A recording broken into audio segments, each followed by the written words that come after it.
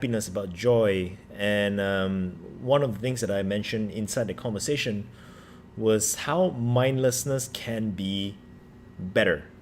And he texted me this morning asking me about this because he's trying to understand that, but he couldn't quite comprehend what do I mean by mindlessness is better. So, in order to understand this particular context, we need to understand a traditional Sanskrit wisdom of the body, the mind, and the intellect. So, in the Vedas, the body, the mind, and the intellect are three separate things. Modern neuroscientists considers the brain as part of the body, but the traditional wisdom says that the mind is not the body. So, what's it got to do with mindlessness? Well, it's got a lot to do with identification, the process of identification. To put it in a simple term, what you identify as yourself will dictate what triggers you. And as I say this, please don't just believe me, all right? Please just listen and process it on your own. Determine for yourself whether what I say is true or not. Whatever I identify myself with, or the answer of who am I, that is what determines what triggers me. So as an example, if I identify myself as a business person, the moment my business knowledge or experience is threatened or is questioned, I would feel threatened. I would feel triggered. If I identify myself as a foodie, the moment my knowledge of food comes under question, I get triggered. If I identify myself as a hard worker, the moment someone questions my work ethic, I get triggered. So why is this so important? Because evolution, that's why. So we all heard of the theory of evolution before, about how, oh my god, when did I got cut? Okay. About how we sprung forth from single cell organism to become cold-blooded creatures on the ocean floor, swimming in the ocean, slowly crawl onto the land. And at that point in time, the evolution was reptilian. So some people call this the reptilian brain. Inside our brain is made out of many multiple parts. We have the reptilian brain. We have the I forgot what's it called, but the part of our brain that is developed to store emotions, to store memories. And also there's also the other part of it, which is developed for logical thinking. It is slower but more deliberate. These three different parts of a brain does different jobs. So in the reptilian brain, or within reptiles or insects, as an example, you will notice that all of their behaviors, most if not all of their behaviors, are particularly instinctive. Hungry, eat. If they're ants, signal from the queen, obey. It is compelled by the needs of the body. Whereas in terms of something which is more developed, let's say in the brains of animals like cats, dogs, wolves, there are such thing as long-term thinking. The larger the creature, it seems, the more longer memory it stores. And in fact, it even has emotions. So now the evolution has went from a reptilian mind into a mammalian mind. A reptilian mind into a mammalian mind. And the kind of mammalian mind is a kind of mind which is able to store long-term memories. Now, it is also within this evolution that emotions come forth. Because what are emotions? Emotions are an algorithm that is based on memories. When we have more things in our mind, when the more memories we have in our mind, the more programming we have in our mind. And the more programming we have in our mind, the more quicker the decision is. As an example, if I encountered a wolf and this wolf bit a chunk of my leg off, the next time I encounter a wolf, I get scared. So I am programmed to avoid wolves. If that makes sense. If that makes sense, say something. Like type something so that I know it makes sense. And finally, we come to the human mind, where there is the intellect. So first, body, instinctive, compulsive, right? Programmed by biology. And then you have the mind, programmed by memories. It is less compulsive. It is more about emotions. And then we have the intellect. The intellect is where we start to think and we start to really make conscious decisions of what do we do. And we get to make long-term decisions, we get to make short-term decisions, but we are able to temporarily withhold or withstand the compulsions of the mind in order for us to make the right choices. So now, if I am identifying myself completely with my body, case in point, babies. If I identify myself completely with my body, whatever it is that my body needs, I will immediately let go. I need to shit, I will just shit. I won't care whether I'm in my house or in a restaurant or in a car or wherever it is. If I'm completely body dependent, I will just shit wherever. If I feel like peeing, I will pee wherever. And if I'm completely identifying myself with the body and nothing else, no mind, no intellect. So if I see a lady on the street and let's say I feel horny, I would immediately go and tear off her clothes. This would happen.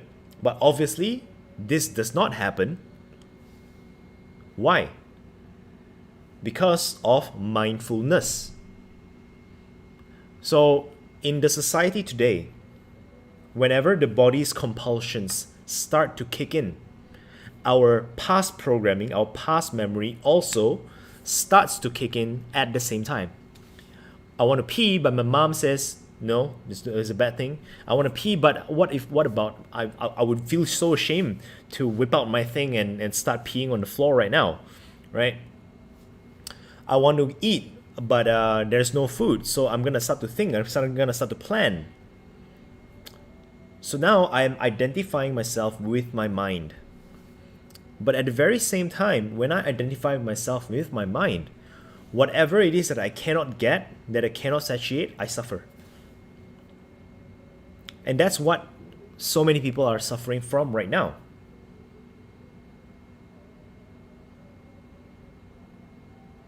Right?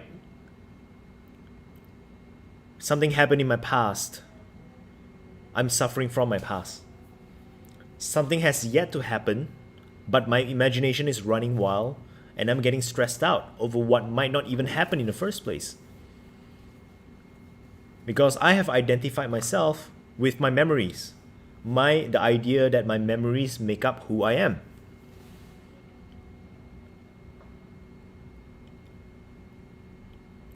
Now comes the time for the intellect. So the moment we stop identifying, we understand, okay, I am not my past. I am not my future. I am who I am right now. And I am not my body. I have control of my body. Now starts the identification with the intellect. And that's how people kind of become smug. You know, it's like, oh, look at me, I'm so smart. I'm so smart, look at me. So now they start to identify themselves with their qualities, of their attributes, their intelligence, their intellect, their IQ, their knowledge, things like that. That is where people start to grow really prideful, really grow really proud. Why? Because we managed to conquer the body, we managed to conquer the mind from giving in to the compulsion so that we can get long-term results. And results we do get. And once we get the results, it feeds back into that moment where we feel, my pride is validated, my intellect is on point. So you see, at each stage of the evolution, when we identify ourselves with the body, the mind is the slave of the body, and the intellect is the slave of the body. When we identify ourselves with the mind, the body and the intellect are the slaves of the mind. Because that's what marketing always say. People buy through emotions, then justify by logic. They make completely illogical purchases, and their intellect is fully used to create reasons as to why they need it. And so they make the wrong choices. And then finally, you have the intellect. When you identify yourself with the intellect, you're still very mindful. Now the mindfulness has increased to its maximum limit. We are now truly, the mind and the body is the slave of the intellect. And now this is the point where, under the Maslow's hierarchy of needs, they have reached an actualization stage. But at the very same time, once you have reached the edge of logic, once you've reached a certain point, you start to realize that intellect is not all there is. There are things that cannot be obtained from intellect alone. And this is such an important realization, because when we identify ourselves with the intellect, we reject the mind and we reject the body. It's like saying emotions are pointless. Whereas people who identify themselves with the mind, they are saying thinking too much, no point. People who identify themselves too much with the intellect, saying I feel, no point. But if you want to obtain something more, if you want to really experience more of life, there is certain robustness, certain level of stability needs to be there, where the energies are so balanced that nothing affects us. And this can only be done when the intellect integrates with the mind and the body, where all three work together in a synergistic whole, in a cohesive whole. And when that happens, it is what the Sanskrit scriptures, the Vedas, would say the third eye has opened, the Kundalini has been awakened. And in fact, if you look at the chakras, actually chakras aren't real. It's just an imaginary thing. The ancient sages, the rishis, they just focus on those areas because they want to logify those things. The chakra, Muladhara chakra, starts from the bottom, which is the sex reproductive organ. Right at the base of your spine, the reproductive organs are there. When you identify yourself with the body, and if your body is constantly under threat, what happens? Reproduction, pass on the genetics, pass on the DNA, no matter what. So the sex drive is very, very strong. And when the chakra has been awake, it's by default it's already awakened, and it comes up a little bit more to the navel area, where the gut is, the stomach and the gut is. And that's when we start to think a little bit more long term than just reproduction, which is food. Hungry. Now this person has slowly shifted from the identification of the body to the identification of the mind. Now, why? Because when you want to feed yourself, you got to think a little bit, right? Now the energy goes up a little bit to the heart. Passion, a lot of passion, a lot of passion, a lot of feelings, a lot of emotion. When you feel emotion, what happens? Your heart beats. You feel that. And through the usage of these passions, through the usage of these energies, the Kundalini energy goes up even further to the throat. 1, 2, 3, 4. Right? It goes up a little bit higher. Now it's all about collaboration. Now it's about joining in to the people, talking. Let's work things out. And it goes up higher to the mouth area, and then the head area. Am I right? 1, 2, 3, 4, 5. Yeah, 5 is the throat. 6 here. When you reach this point here, it is fully identifying with the intellect. And when thinking itself is a pleasure. This is where all those philosophers and those nerds and geeks of the past, that's where they're at. Abraham Maslow reached this stage. Carl Jung reached this stage. Ken Wilber reached this stage. It is impossible to reach here, but we bypass without first going through here. It is impossible to reach everything above without going through here, because you need to understand whatever that's going on first. It is a slow route. There is no shortcut. So when we identify ourselves fully with the intellect, there is a lot of pride that is going on that tells us, oh, look at me, we have come so far. And if we keep on staying here, we keep on working with the intellect, keep on using and exercising stronger and stronger, eventually we reach the edge of logic. We reach the limit of what logic can bring. And that is where Abraham Maslow calls self-transcendence. What else is there? That is when the chakra at the very top of the crown of the head starts to be awakened. Now you have this feeling. It's a very weird feeling, and from time to time I feel it. I can't feel it all the time, but I feel it from time to time. It's a very weird but nice feeling that it feels as though there's something up here. And in order for us to reach there, in order for us to open this up, this is called the third eye lah. In order for us to reach there, the whole integration of mind, body, and intellect has to be there. So in that sense, when you reach the limit of logic, thinking can no longer serve. Logic no longer serve. We identify ourselves with something greater than logic. But the problem is, the world and life and existence itself is so chaotic. And if you try to use logic to understand everything, it doesn't work. It needs to have the power, the strength of the mind with the analytical skills of the intellect working in tandem in a synergistic pattern. And when that happens, suddenly things that you don't think you will say can be said. Your hidden genius, your hidden creativity is completely unlocked. Your resourcefulness, your abilities, your latent strengths. People who are identifying themselves with the mind can never understand someone who identifies themselves with the intellect.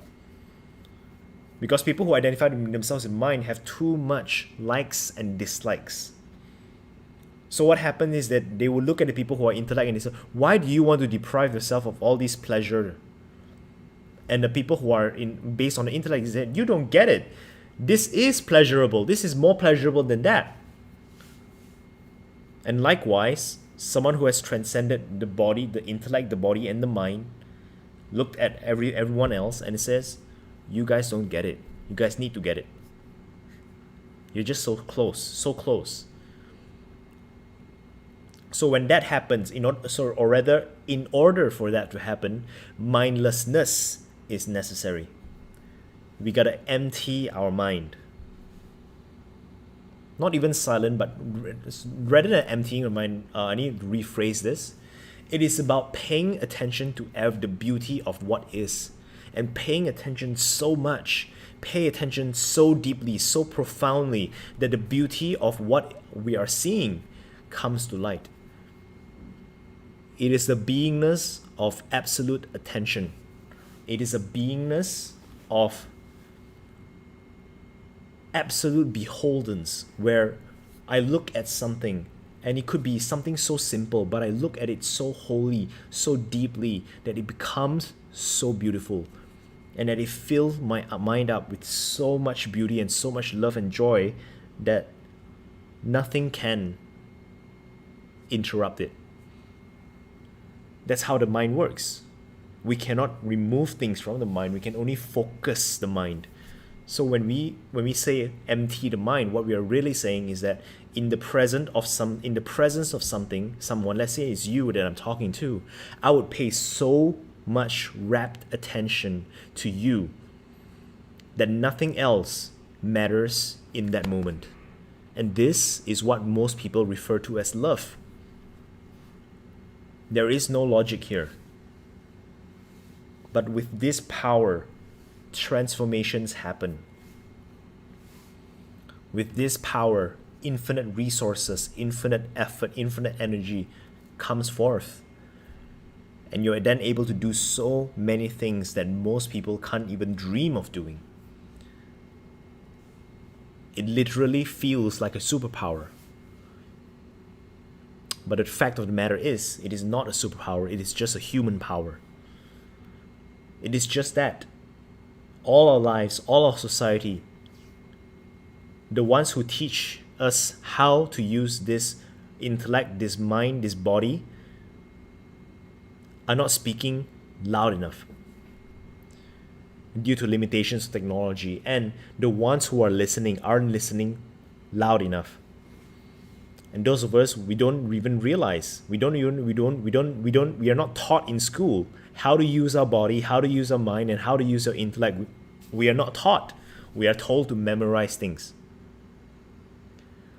So this is why I believe that the most sacred duty that every single one of us have to the rest of the world is to work on ourselves.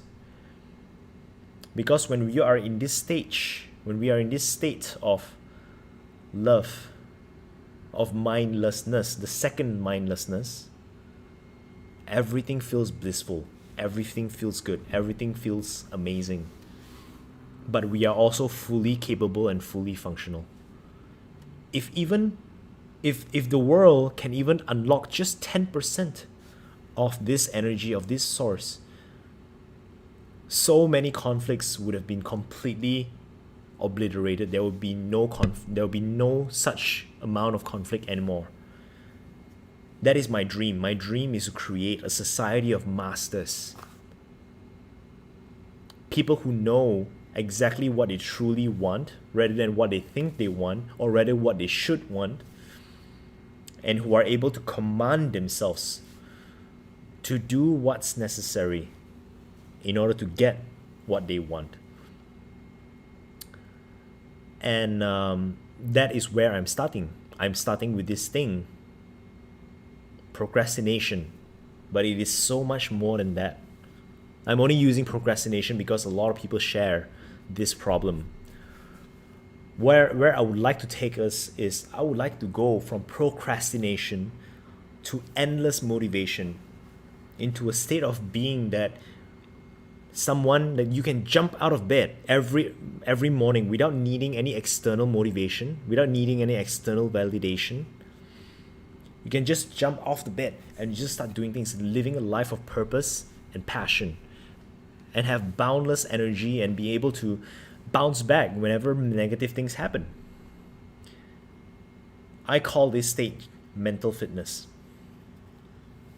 So, with that being said, I would like to invite you guys to pay attention to this stage, to this page of mine, this channel of mine.